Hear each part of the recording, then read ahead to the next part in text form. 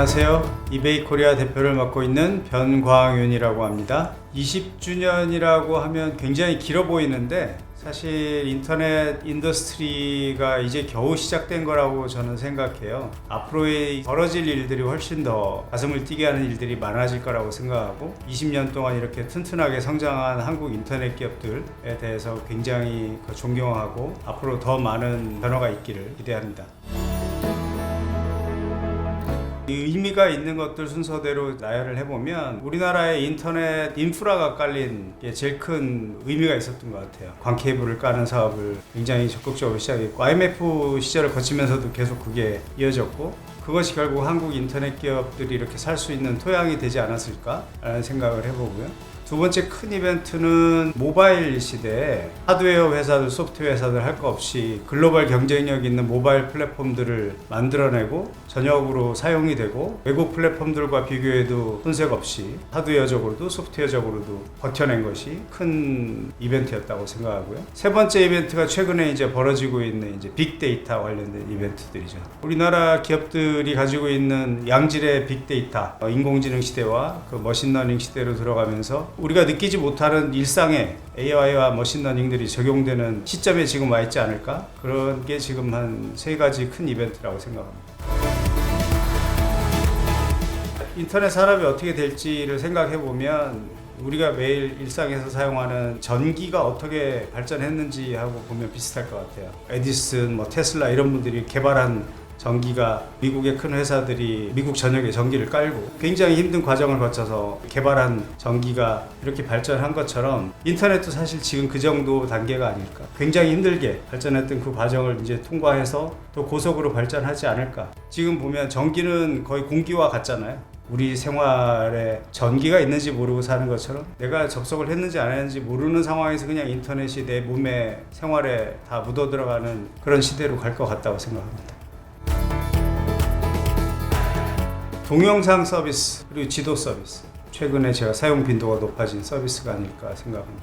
동영상 서비스 같은 경우는 굉장히 새로운 시대의 영상을 공유하는 플랫폼이 된 것 같아요. 이미 과거에는 굉장히 큰 방송사나 매체들이 만들었고 그 일방적으로 만든 걸 그냥 전달받는 방식이었잖아요. 지금은 동영상이라는 게 동영상 플랫폼 말고도 정지된 필름이 아니라 그 사람의 살아있는 모습을 공유할 수 있고 크리에이터들이 만든 것도 의견도 바로바로 실시간으로 주고받을 수 있고 이런 시대가 돼서 새로운 서비스로서 고객들이 사용성이 올라갈 수밖에 없는 서비스가 동영상이 아닌가 싶고 지도는 안 가봐도 제가 거기를 가본 것처럼 만들잖아요. 지도 서비스는 미래를 보여주는 서비스인 것 같아요. 서울 시내에서도 내가 저기까지 이동하는데 몇 분에 갈 수 있을까? 가보기 전에는 모르는 건데 지도를 보면 미래를 한번 가볼 수 있게 해주는 좋은 경험을 할 수 있어서 지도하고 동영상 서비스는 앞으로도 계속 많은 사용자들이 생길 것 같고 더 발전하지 않을까 그렇게 생각합니다.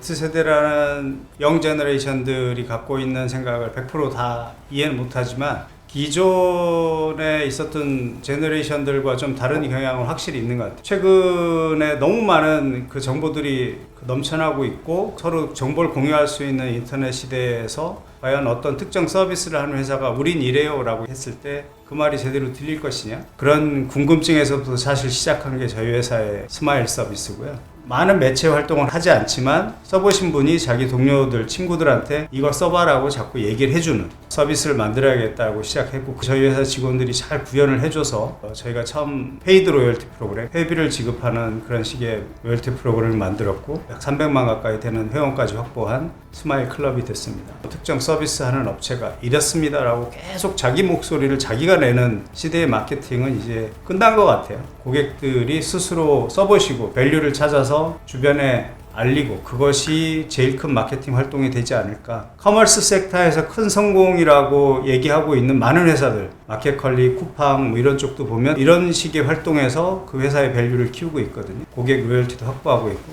그게 제일 확실한 락인 전략이 아닐까 생각합니다.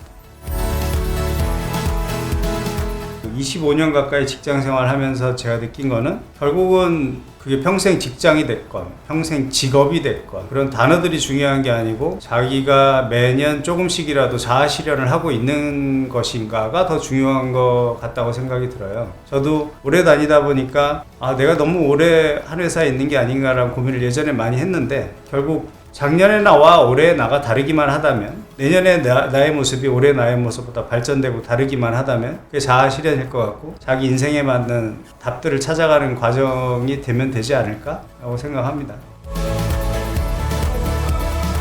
우리가 책임져야 될 영역이 지금 있는 이커머스 또는 포털, 검색, 자기 업무 분야에 따라서만 보지 말고 인터넷이라는 업계에 있는 사람들이 공통적으로 가지고 있는 책임? 이런 것도 이번 코로나 사태를 기점으로 좀 생각해 볼 기회가 되지 않았을까 생각하고요. 책임을 갖고 있으면 더 큰 의미 있는 일들을 하려고 노력할 것 같고요. 코로나 시대가 되면서 한국뿐만 아니고 전 세계적으로 굉장히 특별한 시대를 맞고 있잖아요. 이런 사회적으로 큰 이벤트가 발생해도 전 세계에서 어떤 일이 벌어지는 것까지도 다 실시간으로 사람들한테 조심할 수 있게 해주고 이런 일을 인터넷이 만들었죠.